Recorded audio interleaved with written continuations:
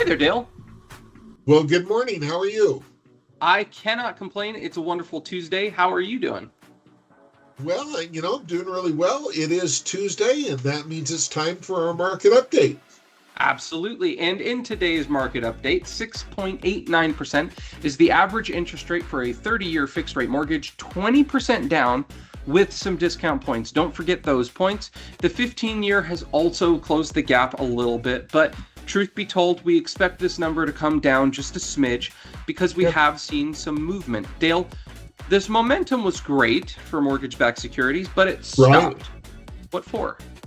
Well, I think tariffs still, they're on, they're off. They're on, they're off. They're 10, they're 150, they're 25.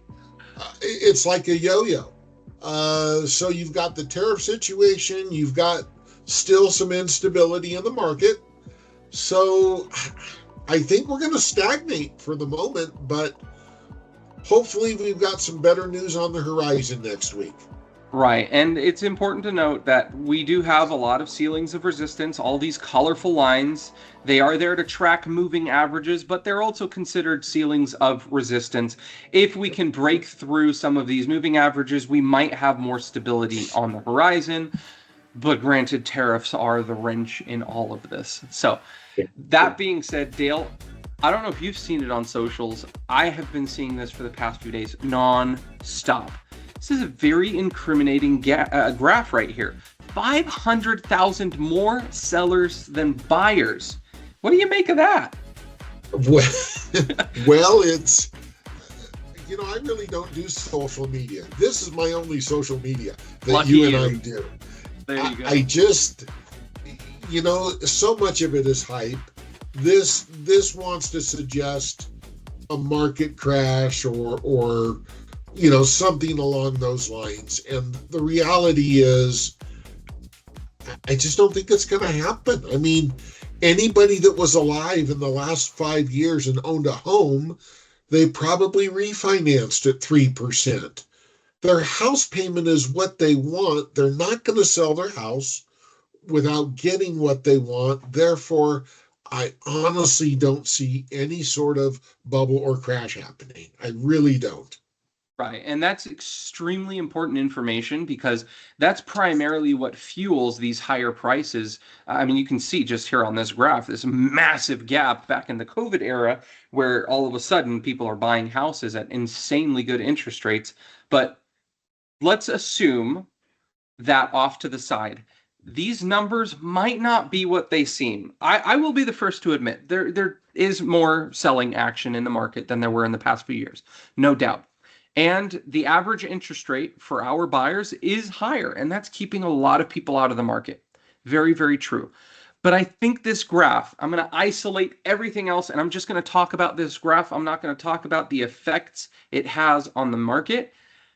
I think this graph is disingenuous, Dale. Redfin states that there are 500,000 more sellers than there are buyers, the largest discrepancy since they started tracking this in 2013.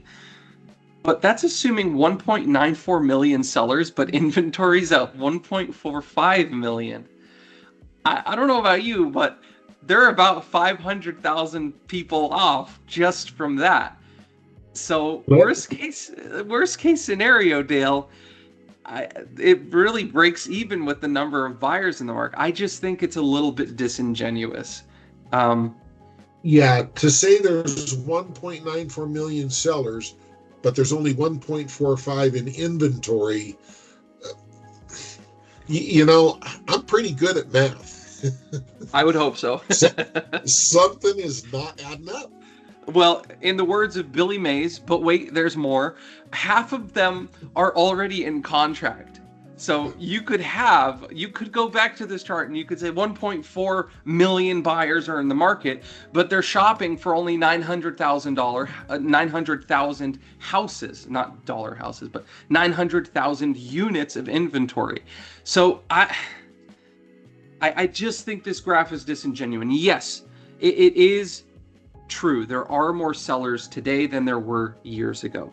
Yes, it is true. There are less buyers in the market than we want because interest rates are still as high as they are currently.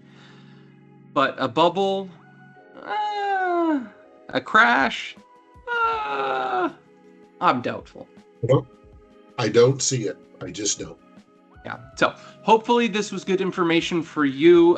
If you have questions, let me know. If this comes up and you have sellers that are a little bit gun shy, knowing this kind of fact, or buyers that think they can put lowball offers on houses, send them this video. Let them know that it's not all it's chalked up to be. Do keep in mind who Redfin is and what their goal in the housing market is. So with that, every contract you've had in the last year, every contract I've had in the last year have not been accepted with lowball offers. It just that is true. It's not there. I don't see it happening. I really don't. So, all right. Well, Dale, thank you so much, and I appreciate it as always. You have a great day. You too. Bye. Bye now.